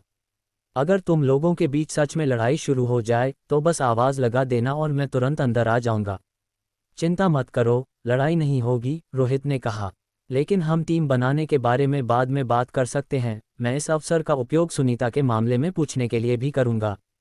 बस पिंगॉन होटल में मेरा इंतज़ार करना। ठीक है, अनिकेत ने सिर हिलाया और फिर चला गया। अनिल, गुनगुन और पुनीत ने भी विदा ली और चले गए। कपिल को भी निर्धारित कर्मचारियों द्वारा मीटिंग रूम से बाहर ले जाया गया। कभी खचाखच भरे रहने वाले मीटिंग रूम में अब केवल रोहित, अधीरा, रोहन और महेश बाबू बचे थे, जो किनारे एक कुर्सी पर निश्चल बैठे थे। जहां तक अरूप गुप्ता की बात है, वे इस शक्ति संघर्ष में रुचि नहीं रखते थे। वे किसी भी अन्य व्यक्ति की तुलना में तेजी से निकल गए, स्पष्ट रूप से घोस्ट पेंटिंग की घटना की तैयारी के लिए। उपमंत्री जी, अगर आप लड़ाई खत्म कराने की सोच रहे हैं तो मुझे लगता है कि हमें इसे भूल जाना चाहिए। शायद आप हमें समझाने में सफल न हों। रोहित ने अन्य लोगों के जाने के बाद गतिरोध तोड़ते हुए बात शुरू की। अधीरा की आंखें थोड़ी घूमी। मित्रमंडली फ्रेंड सर्कल में जो हुआ वह वास्तव में सीमा पार करने वाला था, लेकिन लड़ते रहना आप दोनों में से किसी के लिए भी समाधान नहीं है। अभी हमें बड़ी तस्वीर, बिग पिक्चर को प्राथमिकता देने की ज़रूरत है। अगर यह वास्तव में बड़ी तस्वीर के बारे में होता तो मित्र मंडली पहले हमला नहीं करती, रोहित ने ठंडी मुस्कान के साथ कहा। उन्होंने बड़ी तस्वीर को नज़रअंदाज किया तो मैं इसकी परवाह क्यों करूं? अगर आपको लगता है कि मुझे डराना आसान है उपमंत्री जी, तो आप मुझे बर्खास्त कर सकते हैं। मैं टीम लीडर बने बिना भी रह सकता हूं। मैं जयपुर शहर में रिटायर होकर मौत का इंतज़ार करना पसंद करूंगा। मेरी वर्तमान स्थिति को देखते हुए मुझे यकीन नहीं है कि मैं 60 या 70 साल तक जीवित रह पाऊंगा, लेकिन 10 साल या उससे अधिक समय तक इधर उधर घूमना कोई समस्या नहीं होनी चाहिए। वह किसी के द्वारा भ्रम में मारे जाने से बेहतर होगा। अधीरा के होंठ फड़फड़ाए। उनमें रोहित को बर्खास्त करने की हिम्मत नहीं थी और उच्च अधिकारी उन्हें निलंबित करने की हिम्मत करेंगे। यदि रोहित के मुख्यालय छोड़ने की खबर फैली तो विदेशी ताकतें उसे लुभाने के लिए दौड़ पड़ेंगी, खासकर इस महत्वपूर्ण समय में जब टीम लीडर उम्मीदवार के साथ कोई भी समस्या प्रतिक्रियाओं की एक श्रृंखला शुरू कर सकती है। इसीलिए वे रोहन और रोहित को मौत के खेल में नहीं देखना चाहते थे। अभी तक ऐसी स्थिति नहीं आई है जहां चीज़ों को सुलझाया न जा सके, अधीरा ने कठोरता से कहा। चलो ऐसा करते हैं, तुम एक शर्त रखो और मैं उस पर मित्र मंडली के साथ चर्चा कर सकता हूँ। रोहन, तुम भी पीछे हटो। ये पूरी स्थिति तुम्हारी ओर से एक गलती थी और तुम्हें समझना चाहिए कि इसके परिणाम कितने गंभीर हो सकते हैं। रोहन ने तब कहा, कई मुद्दे अकेले मेरे तय करने के लिए नहीं हैं। मेरी अपनी राय है, लेकिन अगर रोहित सुलह चुनता है तो मैं सहायता करने की पूरी कोशिश करूंगा। वह जानता था कि यदि मुख्यालय ने हस्तक्षेप किया तो चीज़ें बहुत जटिल हो सकती हैं। ये केवल रोहित को मारने और काम खत्म करने के बारे में नहीं था, बल्कि भविष्य के लाभ और हानि को तौलने के बारे में था। इसलिए सुलह संभव थी। अभी कुछ देर विचार करने के बाद वह काफी शांत हो चुका था। रोहित, तुम्हारा क्या जवाब है? अधीरा ने पूछा। मित्र मंडली ने गलती की है और एक सबक ही काफी होना चाहिए। लेकिन मैं इस बार गारंटी दे सकता हूं, अगर अगली बार ऐसा हुआ तो मुझे तुम्हारे बोलने की जरूरत नहीं पड़ेगी। मैं व्यक्तिगत रूप से पूरी मित्र मंडली को भंग करने का आदेश दूंगा। उनके लिए मित्र मंडली को दबाने के अवसर का लाभ उठाना ही पर्याप्त था। इसे पूरी तरह से नष्ट करना मुमकिन नहीं था। इसलिए जब तक मुख्यालय के उद्देश्य पूरे हो रहे थे, वे नहीं चाहते थे कि स्थिति और बिगड़े। बच्चे जब गलती करते हैं तो उन्हें सबक सिखाने की ज़रूरत होती है, लेकिन बड़ों की गलती के लिए सिर्फ एक सबक से काम नहीं चलता, रोहित ने कहा। मैं आज इस बैठक में जीवित बैठा हूं, इसलिए नहीं कि मैं एक टीम लीडर उम्मीदवार हूं, बल्कि इसलिए कि मैं पर्याप्त रूप से सतर्क हूं। अगर किसी की जान का सौदा किया जा सकता है तो रोहन, शायद तुम्हें अपनी शर्तें तय करनी चाहिए और देखना चाहिए कि वे तुम्हारी जान के बदले क्या दे सकते हैं। रोहन के चेहरे के भाव थोड़े बदल गए, उसकी आंखों में शर्मिंदगी की झलक थी। ये रोहित उसे पर्याप्त गंभीरता से नहीं ले रहा था। हालांकि उसे रोहित को लेकर संकोच था, लेकिन वह ऐसी ढिठाई और बदतमीजी बर्दाश्त नहीं कर सकता था। अधीरा ने कहा, रोहित, ऐसी कड़वी बातें मत करो। मैं जानता हूं कि तुम समझदार हो, वरना लड़ाई पहले ही छिड़ चुकी होती। अपनी शर्त बताओ। लड़ते रहने से किसी का भला नहीं होता, और मैं ये भी जानता हूं कि तुम मित्र मंडली से भविष्य में होने वाले प्रतिशोध की चिंता के कारण पीछे हटने से इनकार कर रहे हो। लेकिन जब तक तुम सुलह के लिए सहमत हो, मैं मुख्यालय के नाम पर तुम्हारी जमानत दे सकता हूं। तुम्हारी दुश्मनी यहीं खत्म होती है, प्रतिशोध की कोई कार्रवाई नहीं होगी। रोहित की नज़रें थोड़ी घूमी। उसे किसी पर भरोसा नहीं था, न ही किसी वादे पर। वह केवल क्रूर वास्तविकता पर विश्वास करता था, क्योंकि वास्तविकता झूठ नहीं बोलती।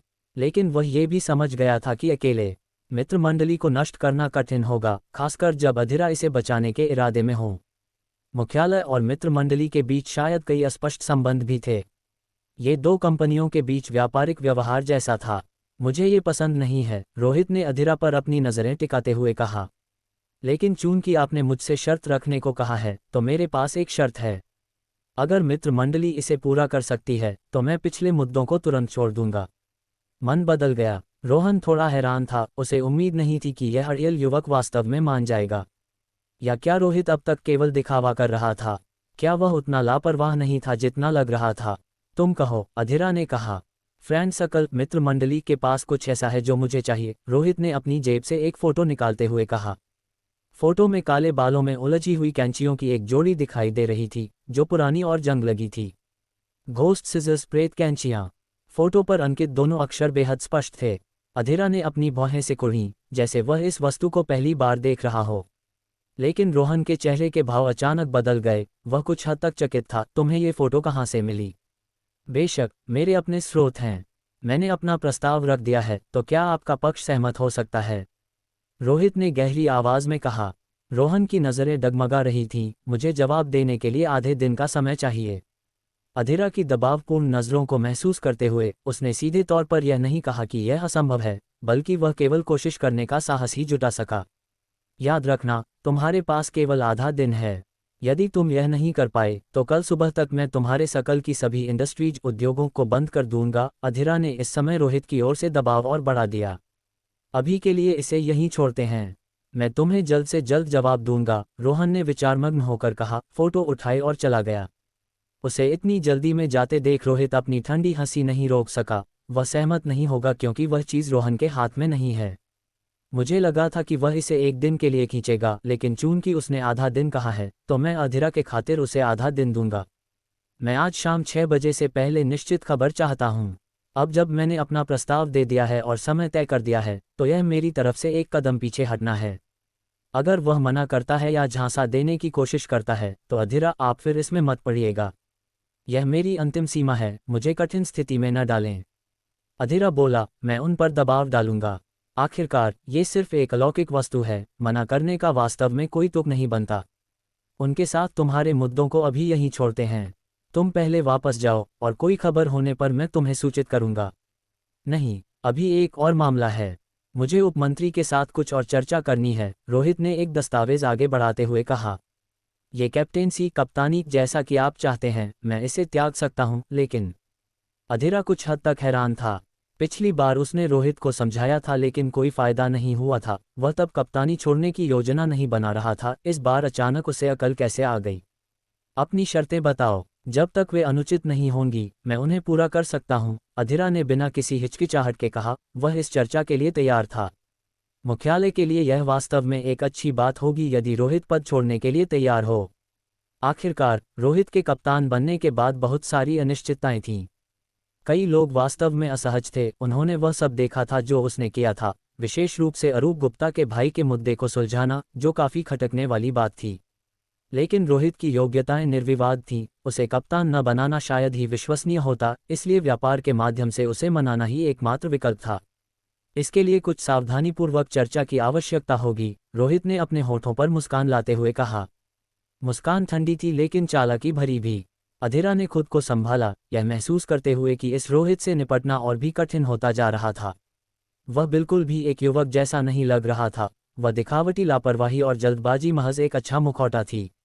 लेकिन चाहे कुछ भी हो, रोहित बेहद विश्वसनीय था। उसने कभी किसी को मूर्ख नहीं बनाया। विशेष रूप से अलौकिक घटनाओं से निपटते समय वह बहुत सक्षम था। इंसान की खामियों से डर नहीं लगता, बल्कि खूबियों की कमी से लगता है। टीम बनाने और जयपुर शहर के अगले प्रभारी को नियुक्त करने का मेरा अधिकार बरकरार रखें। साथ ही घोस्ट पेंटिंग केस से हटना, एक अलौकिक वस्तु और 3 घोस्ट कैंडल प्रेत मोमबत्तियां। रोहित ने अपनी मांगों की सूची गिनाई। अधीरा ने तुरंत उत्तर दिया, टीम बनाने का अधिकार कप्तान के पास ही रहना चाहिए, अन्यथा बाद में तुम पर कौन नियंत्रण रख पाएगा। हालांकि मैं तुम्हें एक छोटी टीम बनाने के लिए 6 से अधिक स्थान नहीं दे सकता। जहां तक अगले प्रभारी का सवाल है, तुम किसी की सिफारिश कर सकते हो और मुख्यालय उस पर विचार करेगा। तुम घोस्ट पेंटिंग केस से पीछे नहीं हट सकते। इसके अलावा तुम अलौकिक वस्तु या 3 घोस्ट कैंडल में से कोई एक चुन सकते हो। इसने रोहित की मांगों को लगभग आधा कर दिया। अगर ऐसा ही होने वाला है तो मेरे पास मुख्यालय के भविष्य के कार्यों को मना करने का अधिकार भी होना चाहिए। बिना कप्तान बने मुझसे कप्तान का काम करवाना उचित नहीं होगा, रोहित ने पलटवार किया। ये स्वीकार्य है, बशर्ते तुम जयपुर शहर के पास के क्षेत्र के लिए जिम्मेदार हो। तुम कार्यों को मना कर सकते हो, लेकिन विशेष परिस्थितियों में नहीं। अधीरा को लगा कि यह भी संभव है। रोहित ने पूछा, विशेष परिस्थिति में क्या आता है? अधीरा ने समझाया, ए स्तर और एस स्तर की अलौकिक घटनाएं विशेष परिस्थितियां हैं। ठीक है, लेकिन मैं इसमें शामिल होने वाला पहला व्यक्ति नहीं बनूंगा, रोहित ने लापरवाही से कहा। अब तुम अनुचित बात कर रहे हो, अधीरा ने कहा।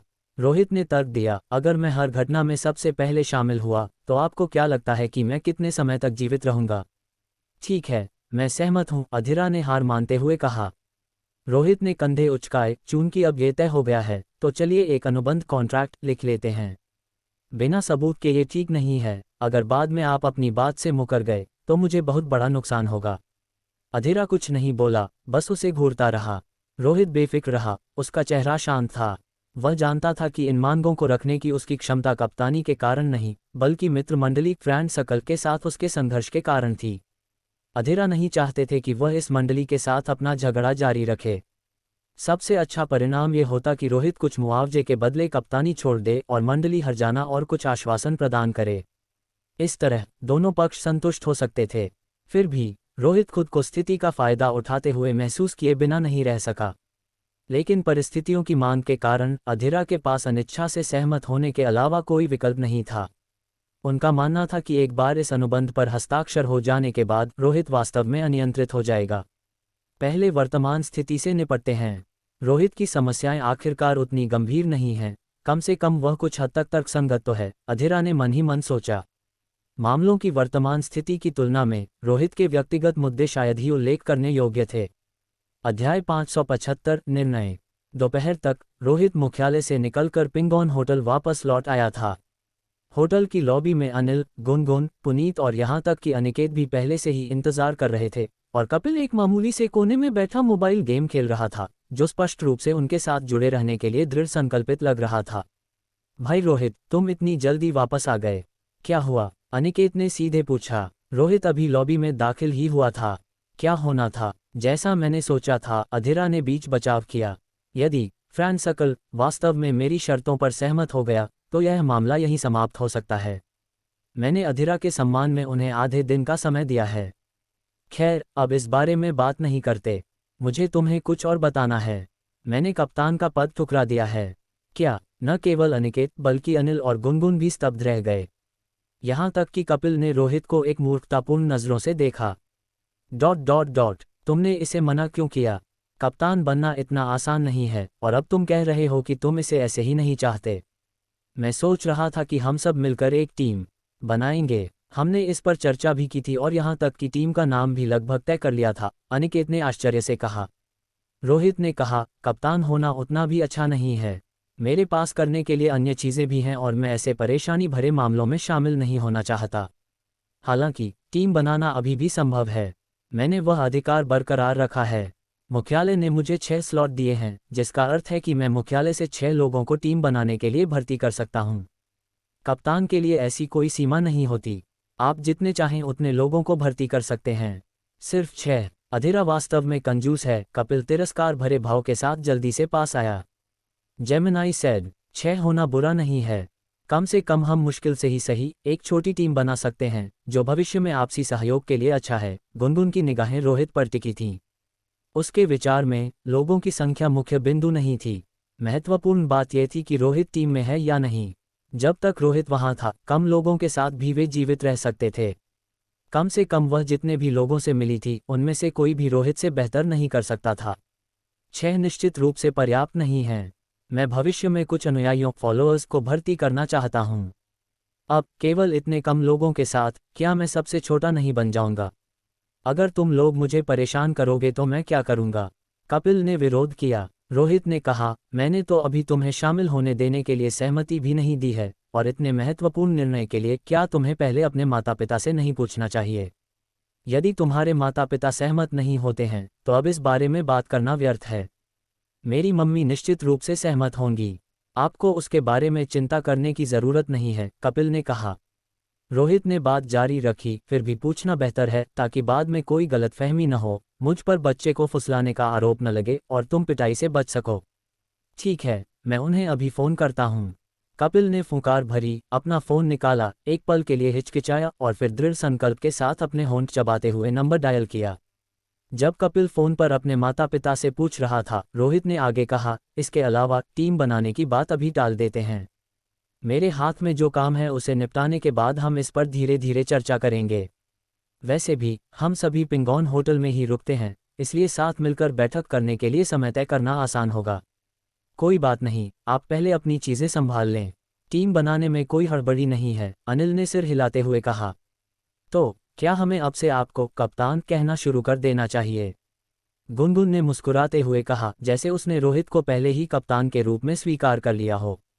रोहित ने टिप्पणी की, कप्तान की उपाधि मायने नहीं रखती, सबसे महत्वपूर्ण यह समझना है कि जीवित कैसे रहना है। क्या आपने सुनीता के बारे में पूछा? अगर हम उसे ढूंढ लेते हैं तो उसे अपनी टीम में शामिल होने के लिए आमंत्रित करना एक बेहतरीन विकल्प होगा, अनिकेत ने कहा। मैंने पूछा, और अधीरा ने मुझे एक पता दिया। अपनी बात पूरी करने के बाद रोहित ने एक बिजनेस कार्ड आगे बढ़ाया जिस पर एक पता लिखा था। उसने कहा कि सुनीता वही है। ऐसा लगता है कि वह लापता नहीं हुई है और न ही उसका कोई एक्सीडेंट हुआ है। जैसा कि मैंने कहा, एक जीवित व्यक्ति अचानक कैसे गायब हो सकता है? ऐसा लगता है कि वह किसी समस्या के कारण बस छिपी हुई है। अगर तुम हाल ही में खाली हो तो उससे मिलने के लिए कुछ समय निकालो और उसे आज की घटना के बारे में बताओ, ये देखने के लिए कि क्या वह सहमत होती है। ठीक है, मैं आज दोपहर वहां जाऊंगा। अनिकेत ने बिजनेस कार्ड ले लिया। उसी क्षण कपिल ने अपना फोन नीचे रखा, वह कुछ असहज दिख रहा था। रोहित, मैंने टीम के बारे में अपनी मम्मी से बात की और उन्होंने कहा कि वह तुमसे मिलना चाहती हैं और बात करना चाहती हैं। मुझसे मिलना? रोहित एक पल के लिए ठिठक गया, फिर उसने टिप्पणी की, ये काफी सामान्य है। आखिरकार कोई भी माता पिता स्वेच्छा से अपने बच्चे को किसी अस्पष्ट और संदिग्ध व्यक्ति के हाथों में नहीं सौंपेंगे। उसने समय की ओर देखा। कब मिलना है? उसने पूछा। कपिल एक बहुत ही खास बच्चा था और यदि वे वास्तव में एक टीम बनाने जा रहे थे तो वह वास्तव में महत्वपूर्ण था, इसलिए रोहित ने उसके माता पिता की सहमति लेना आवश्यक समझा। तो आज ही करते हैं, वैसे भी मुझे रात के खाने के लिए घर जाना है, उसने शान से कहा। यह मत कहना कि मैं तुम्हारा ख्याल नहीं रखता। अगर तुम मुझे घर तक छोड़ते हो तो मैं तुम्हें खाना खिला सकता हूँ। तुम इसके बारे में जितनी ज्यादा बात करते हो, मेरा जाने का मन उतना ही कम होता है, रोहित ने जवाब दिया। जल्दी करो, मैं देर नहीं करना चाहता वरना फिर से डांट पड़ेगी, कपिल ने रोहित को दरवाजे की ओर खींचते हुए कहा। रोहित ने सोचा, कपिल के साथ जाने से किसी काम में देरी नहीं होगी। दोपहर के लिए उसके पास कोई काम नहीं था और वह घोस्ट ड्राइंग की घटना में शामिल नहीं होना चाहता था। समय बिताने और आखिरी मिनट में स्थिति में घसीटे जाने की संभावना से बचने के लिए यह अच्छा होगा। जब रोहित कपिल के साथ उसके माता पिता से मिलने जा रहा था, पिंगोन टावर की सबसे ऊपरी मंजिल पर रोहन वापस आ गया था और उसने तुरंत एक आपातकालीन बैठक बुलाई। हालांकि कुछ व्यक्तियों की अनुपस्थिति और कुछ के छुट्टी पर होने के कारण बैठक में उपस्थिति कम थी। स्थिति मोटे तौर पर ऐसी ही है। रोहन ने मुख्यालय के मीटिंग रूम में पिछली रात और आज सुबह की घटनाओं के बारे में बताने के बाद खुलासा किया, अधीरा बीच बचाव करना चाहते हैं। रोहित की शर्त गोस्ट सिजर्स है। हालांकि मुझे नहीं पता कि उसे अपनी जानकारी कहां से मिली, लेकिन उसकी खुफिया जानकारी वास्तव में सही है, वरना वह मेरे सामने ये फोटो कभी पेश नहीं कर पाता। अपनी व्याख्या समाप्त करने के बाद उसने मेज पर एक फोटो रखी और एक और टिप्पणी जोड़ी। अधीरा मांग पर सहमत हो गए हैं। वह अब हम पर दबाव बना रहे हैं। यदि हम रोहित की शर्तों को स्वीकार नहीं करते हैं तो हमारे मित्र मंडली के सभी उद्योगों इंडस्ट्रीज को ब्लैकलिस्ट कर दिया जाएगा। मीटिंग टेबल के आसपास का माहौल तनावपूर्ण था। चार्ली के लापता होने और परिमल, रॉबिन विलियम्स और सुनिधि की परेशानियों के बारे में सुनकर उनका मूड खराब था। कुछ को तो संकेत मिल गया था और उन्होंने सामने आने से बचने के लिए पहले ही छुट्टी का अनुरोध कर दिया था। जेमिनाई सेड, उन्हें रोहित के तरीकों का डर था और वे फिलहाल सामने आने की हिम्मत नहीं जुटा पा रहे थे। सम्मान की सीट पर बैठा व्यक्ति 20-22 साल का एक युवक था जिसने सूट पहना हुआ था। उसका रंग पीला था और उसके चेहरे पर एक तरह की बीमारी की झलक थी। वह शांत दिख रहा था, जैसे रोहन की बातों से उसे कोई आश्चर्य न हुआ हो। उसका नाम रमन था, जो फ्रेंड सर्कल मित्र मंडली में पिंगोन टावर का अध्यक्ष था। रोहित वाकई एक समस्या है, रमन ने अपनी आंखें थोड़ी ऊपर उठाते हुए कहा, लेकिन क्या अधीरा हमसे यह उम्मीद कर रहे हैं कि हम बस समझौता कर लें? वह है क्या? बस एक साधारण व्यक्ति जिसे किसी भी समय कुचला जा सकता है और उसे लगता है कि वह अभी भी उन पुरानी चालों को चल सकता है। दबाव, वह इस लायक नहीं है। हमारी फंडिंग के बिना वह मुख्यालय तक नहीं बना पाता। अब वह हम पर दबाव बनाने के लिए रोहित का इस्तेमाल करना चाहता है। तो तुम्हारा क्या सुझाव है? रोहन ने अपनी भौहें चढ़ाते हुए पूछा। वह रमन के आक्रामक रुख से थोड़ा असहज था। रमन ने ठंडी हंसी हंसते हुए कहा, रोहित को 6 बजे तक जवाब चाहिए। तो ठीक है, 6 बजे ही सही। जैसे ही 6 बजेंगे मैं व्यक्तिगत रूप से उससे निपटूंगा। किसी दिखावे या बहाने की जरूरत नहीं है। अधीरा को ये समझ लेने दो कि अगर घोस्ट आए रोहित को मारना है तो हम ही उसे मारेंगे। अगर उसे कोई आपत्ति है तो वह किसी को भेजकर देख सकता है। मैंने कभी रोहित को गंभीरता से नहीं लिया, उसे धीरे धीरे ठिकाने लगाने की योजना थी। इन कुछ दिनों में कोई हड़बड़ी नहीं थी। चूंकि वह कल रात बहुत सक्रिय था तो चलिए उसे समय से पहले ही गायब कर देते हैं। अगर वह मर गया तो समस्या खुद ब खुद सुलझ जाएगी। मुझे नहीं लगता कि अधीरा वास्तव में एक मरे हुए आदमी के लिए कुछ करेगा। क्या उसे समझौते करना पसंद नहीं है? तो वह एक बार फिर समझौता कर सकता है। हालांकि रोहित परेशानी पैदा करने वाला है, लेकिन मैं उसके उस अंदाज की प्रशंसा करता हूं जिसमें वह बिना ज़्यादा सोचे वही करता है जो वह चाहता है। तुम्हें पता होना चाहिए, हम घोस्ट मास्टर्स हैं। रोहन ने अपने दिल में एक सिहरन महसूस की। अब कोई समाधान नहीं होने वाला था। फ्रैंक सकल और रोहित के बीच अब केवल एक ही बच सकता था। 6 बजे तक यहीं रुको। मैं नहीं चाहता कि रोहित को कोई खबर मिले और वह पहले से तैयारी कर ले। इस तरह के व्यक्ति से निपटने के लिए हम कोई भी कमी नहीं छोड़ सकते। तुम्हारी लापरवाही ही थी जिसने शुरू में ये सब रायता फैलाया, रमन ने मीटिंग टेबल पर बैठे कुछ लोगों पर अपनी ठंडी नज़र डालते हुए कहा। किसी की बोलने की हिम्मत नहीं हुई। अध्याय 576 माता पिता से मुलाकात। कपिल के लगातार खींचने और जिद करने पर रोहित आखिरकार उसके माता पिता से मिलने के लिए सहमत हो गया। अपने खाली समय के दौरान उसने कपिल की फाइल देखी थी। उसमें लिखा था कि कपिल एक कार दुर्घटना के कारण गार्डियन बना था। उस समय उसके माता पिता उसे एक यात्रा पर ले जा रहे थे जब उनका सामना एक अलौकिक घटना से हुआ। उस मुठभेड़ का विवरण और वास्तव में क्या हुआ था फाइल में स्पष्ट नहीं किया गया था। उस घटना में शामिल होने के परिणामस्वरूप कपिल के पिता की मृत्यु हो गई थी और उसकी मां, जो दुर्घटना के बारे में जानती थी, ने चुप रहने का विकल्प चुना था। स्पष्ट रूप से वह उस भयानक घटना को याद नहीं करना चाहती थी। जहां तक कपिल की बात है, ऐसा लग रहा था जैसे उस घटना के बाद उसके शरीर में कोई अजीब सत्ता समा गई हो, या शायद कोई भूत उसके शरीर में प्रवेश कर गया हो। उसके भीतर भविष्य देखने की क्षमता विकसित हो गई थी। कपिल का पूर्वानुमान सीमित था, जो केवल लगभग 10 मिनट तक रहता था। इस अवधि से अधिक समय तक क्षमता का उपयोग करना एक दुष्ट आत्मा के पुनर्जीवित होने का जोखिम पैदा करता था। इसके अलावा देखा गया भविष्य तय नहीं था। यह आसपास के बदलावों और उसके स्वयं के कार्यों के आधार पर लगातार बदलता रहता था। ... ठीक उसी तरह जैसे पिछली बार वह सीजर होटल में था, उसने एक भूत द्वारा अपनी मृत्यु की भविष्यवाणी देखी थी, लेकिन वह जानता था कि वह वास्तव में नहीं मरेगा। वह परिणाम बदलने के लिए अनुमानित मृत्यु से पहले ही कार्रवाई कर सकता था। भले ही ये केवल 10 मिनट की बात हो, यह विशिष्ट क्षमता बेहद कीमती थी। जब तक ये कम से कम इस स्तर की खतरे वाली बड़े पैमाने की कोई अलौकिक घटना न हो, मुख्यालय कपिल को सहायता के लिए नहीं बुलाता था। आखिरकार गार्जियन तो बहुत थे, लेकिन कपिल सिर्फ एक था। एकमात्र अफसोस की बात यह थी कि भविष्य देखने की यह क्षमता एक शरारती बच्चे में प्रकट हुई थी। यदि मुख्यालय के किसी अन्य गार्जियन के पास ये शक्ति होती तो वे अविश्वसनीय रूप से शक्तिशाली बन जाते। यदि रोहित के पास ये राक्षसी शक्ति होती और वह इसके पुनर्जीवित होने के जोखिम को दूर कर पाता, तो वह अनसॉल्वेबल लेवल का गार्जियन बन जाता जो सीधे भूतों का सामना करने में सक्षम होता। रोहित की दृष्टि में ऐसा पूर्वानुमान लगभग एक एस लेवल के भूत के पुनरुत्थान के बराबर था, शायद उससे भी अधिक शक्तिशाली। आखिरकार पुनरुत्थान विफल हो सकते थे, जबकि पूर्वाभास में ऐसा कोई जोखिम नहीं था और पहल पूरी तरह से अपने हाथ में रहती थी। हम पहुंच गए। यह मेरा घर है। कपिल और रोहित पिंगोन होटल से कुछ ही दूर एक हाई एंड आवासीय परिसर में पहुंचे। परिसर की सुरक्षा रोहित को पहचानती हुई प्रतीत हुई और उन्होंने उसे, एक अजनबी को, नहीं रोका। परिसर में प्रवेश करने के बाद वे जल्द ही एक इमारत की 10वीं मंजिल पर पहुंच गए। कपिल का घर अपार्टमेंट 1001 था।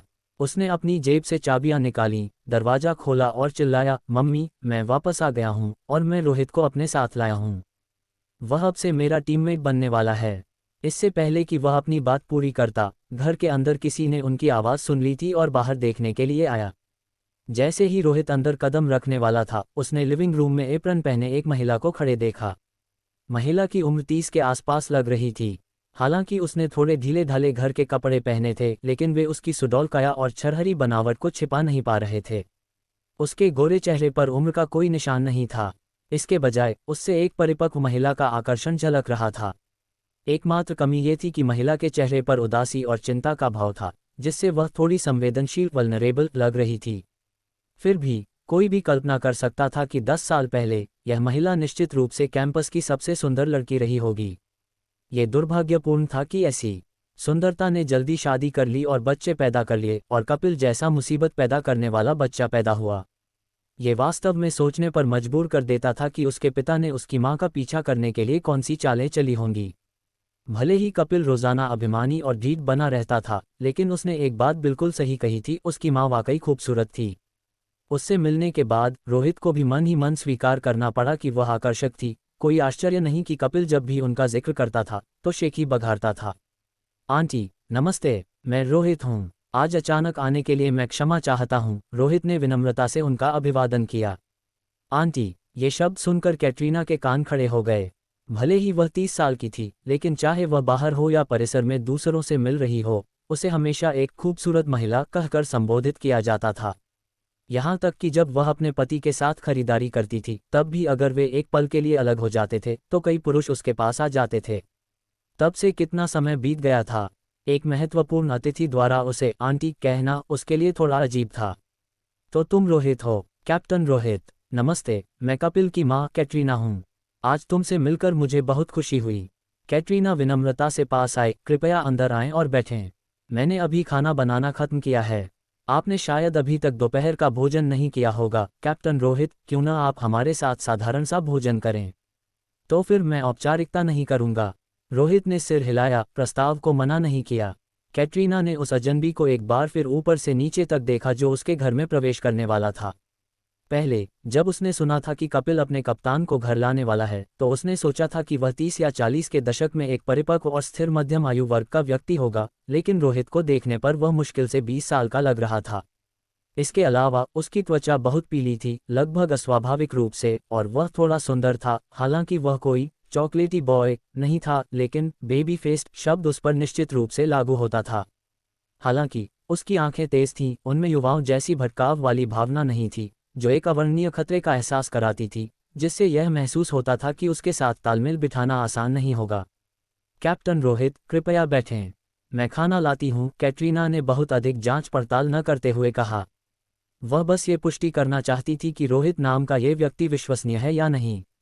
उसका बेटा कपिल किसी ऐसे कप्तान के पीछे बिल्कुल नहीं जा सकता था जिस पर भरोसा न किया जा सके। हालांकि जैसे ही वह मुड़ी, कपिल का शरारती स्वभाव सामने आ गया। उसने बड़े गर्व से कहा, तुम्हें क्या लगता है मैं डींगे नहीं मार रहा था क्या? क्या मेरी मम्मी खूबसूरत नहीं है? अब जब मैंने तुम्हें अपनी मम्मी से मिलवा दिया है, तो तुम अपने वादे से पीछे नहीं हट सकते। तुम्हें भविष्य में मेरा ख्याल रखना होगा, वरना मैं रोज अपनी मम्मी से तुम्हारी बुराई करूंगा। उद्धरण चिन्ह डॉट डॉट डॉट उद्धरण चिन्ह। तभी रोहित समझ पाया कि यह बदमाश क्या योजना बना रहा था। कैटरीना, जो अभी खाना लेकर आई थी, कपिल की बातें सुनकर लड़खड़ा गई। खाना गिरते गिरते बचा। कपिल रोहित को इसी कारण से घर लाया था। क्या इस बच्चे की पिटाई हुए बहुत समय हो गया है? उसने अपनी मां को भी धोखा देने की हिम्मत की। लेकिन कैटरीना अपने बच्चे पर क्रोधित नहीं थी। वह बस थोड़ी उत्सुक थी, क्योंकि जब से कपिल के पिता का निधन हुआ था, वह अपने घर में किसी भी पुरुष के प्रवेश को लेकर बहुत सतर्क रहता था, इस डर से कि कहीं वह उसके लिए कोई सौतेला पिता न ढूंढ ले। उसने कई रिश्तेदारों और दोस्तों को भी डराकर भगा दिया था, जिसके परिणामस्वरूप उनके घर बहुत कम लोग आते थे। वह इस बार रोहित को घर लाने की पहल क्यों करेगा?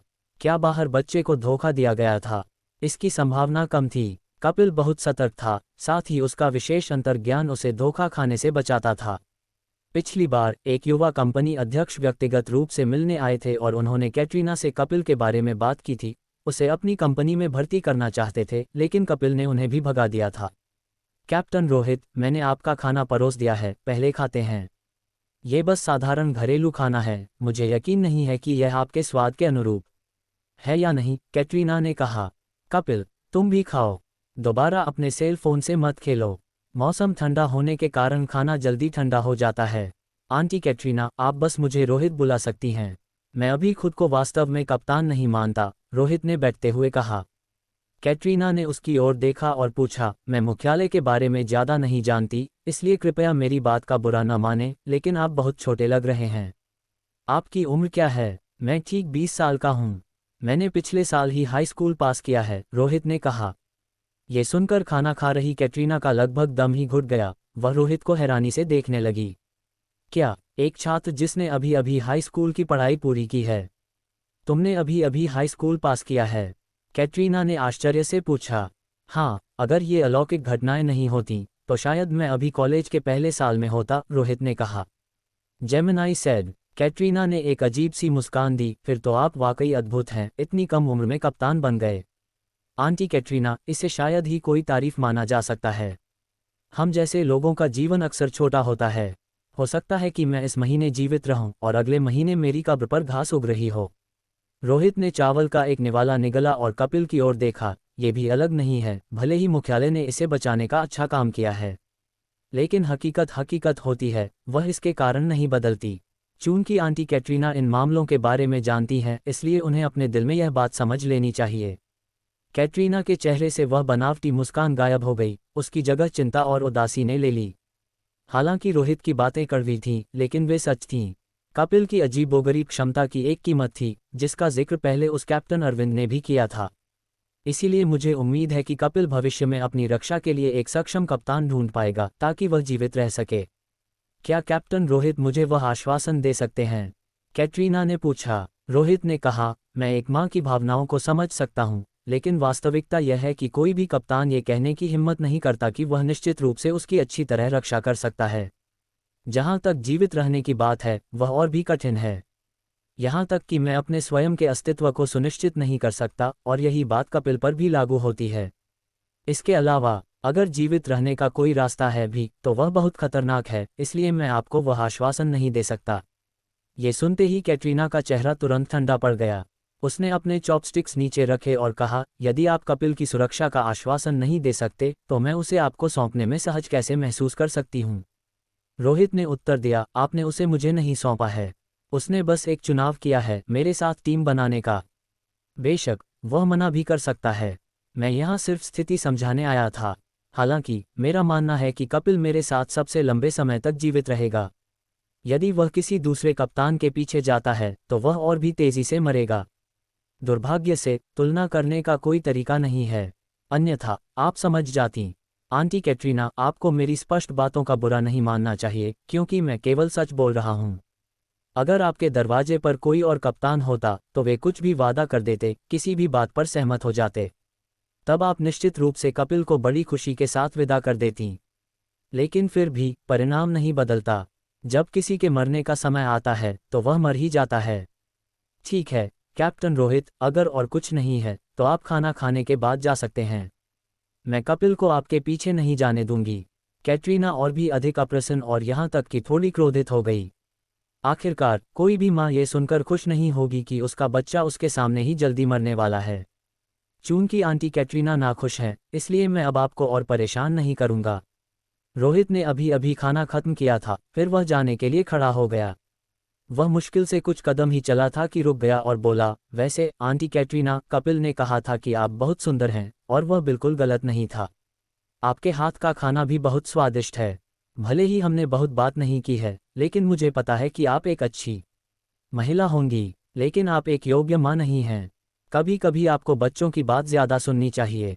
ज़रूरत से ज़्यादा लाड़ प्यार भी एक तरह का नुकसान है। इतना कहकर वह घर से निकल गया। रोही